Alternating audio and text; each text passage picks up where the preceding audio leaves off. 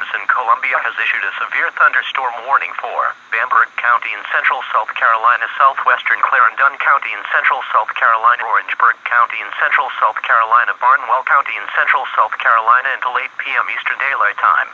At 6:55 p.m. Eastern Daylight Time, National Weather Service Doppler radar indicated a line of severe thunderstorms.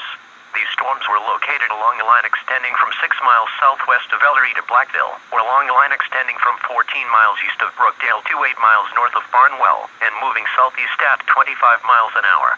Some communities in the warning area include Orangeburg, Ollie Hill, Ellery, Denmark, Branchville, Bowman, Blackville, Barnwell, and Bamberg. Expect wind gusts near 60 miles an hour with these storms. Report large hail, damaging winds, or flooding to your county sheriff, or call the National Weather Service, toll-free 1-800-77-633-6772. A severe thunderstorm watch remains in effect until 10 p.m. Eastern Daylight Time Sunday evening for East Central Georgia and Central South Carolina.